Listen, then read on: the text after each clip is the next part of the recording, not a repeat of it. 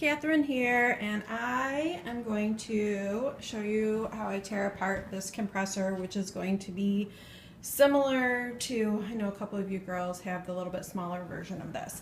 It's a little yucky. I let it go for a while so that you could kind of see what happens when you don't clean it out, and then I'm going to show you sort of how we take it apart. This is the filter on this version of this compressor, which is the little bit bigger one. For you girls that have the smaller one, which will be gray or black, this filter right here, which is all sticky and gross, will be at the top, right underneath the handle and the power switch. So I am going to pull this out. It's a little disgusting. All sorts of yucky stuff gets caught in here. This is a little foam piece. It gets spray tan solution, hair, dust, dirt, grunge, all sorts of nastiness. We are going to give that a bath, because that is what actually stops the solution from getting into the inside of your compressor and then gunking everything up so that it can't run properly. Back over here on the actual piece. So you can see there's like spray tan solution and yucky stuff sort of hanging out. We're gonna give that a little bath all over, give it a little wipe down, the cord, all of that. This part over here actually comes out. Yours comes out of the side, probably a push lock type of a situation. This, I may need two hands to do it, so I might not be able to show you, but it twists and pops out. This whole cord, I put the whole thing in the bathtub, give it a swish, run some water down the hose, and then hang it up to dry so that all of the stuff comes out of it, all the water, to make sure it's clean inside and out. Sometimes there can be a little stuff, and depending on how long it's been since you have cleaned your equipment, it could be yucky inside there. We really don't want that. You do need to make sure you get it all dry before, you can see how this is a little yucky, you are spraying with it again. Now see here how there's like spray tan solution in here on my finger, yucky. That is because I let that filter get dirty, and to show you, and this is sucking stuff through. So the more you keep that filter clean, the more you're going to keep this part clean, which means this stuff is not getting inside your compressor. That's the thing that makes it overheat and bind up. So I'm going to kind of see how that's letting go of all of this stuff. And then I'm going to wash all of this up, let it dry, and I will come back and show you how to put it all back together again.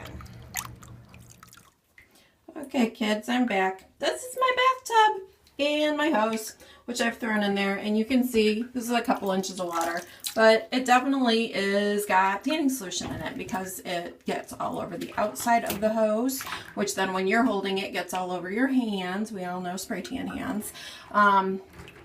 And sometimes if you let it get dirty enough, it will actually get inside the hose. So we want to wash all that out. But then you do need to hang it up to dry so that all of the water drips out. And some of these hoses are bumpy. These are the plastic ones. If you have fabric coated or something like that, you probably don't want to be soaking it in the tub. But if you have a plastic hose, you want to make sure that you're hanging up. I just loop mine up over the top of my shower head so that it can drain for a while. Alright, back in the kitchen.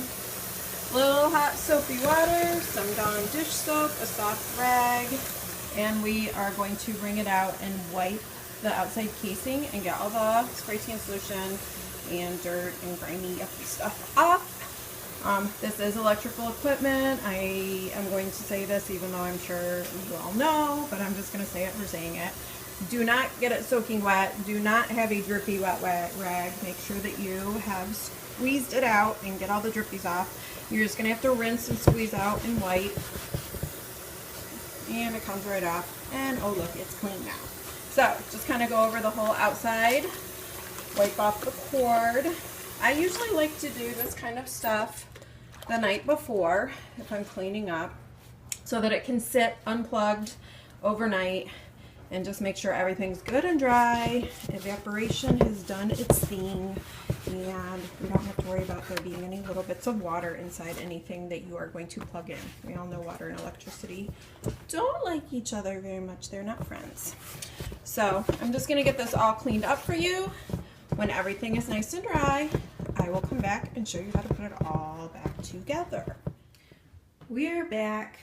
So we have clean compressors, clean hoses, clean filters. So I brought the smaller compressor up just so I can kind of show you exactly where everything goes. We kind of talked about it before, although I was cleaning out the other compressor, this one over here. So this is a little bit smaller unit.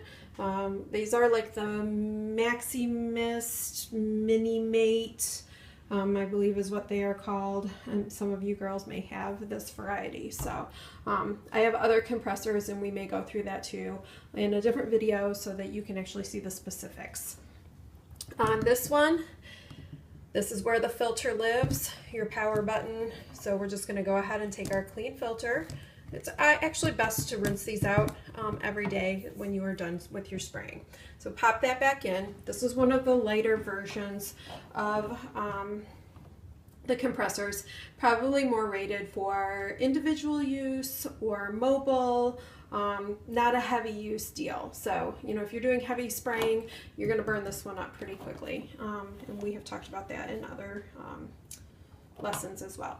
So this pops back into this hole. There are little knobs that poke out on both sides. You give it a push and a twist. I do only have one hand here, so I can't really give it a shove for you.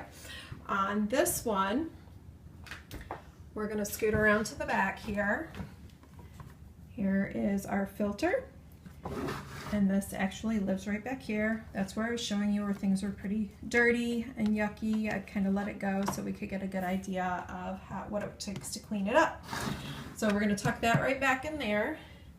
We come around to the front, and here is the end of our hose, and that just goes in here.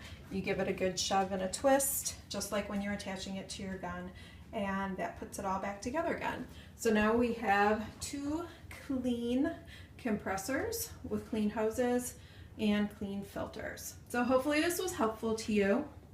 If you have any questions, obviously ask in the posting below this video.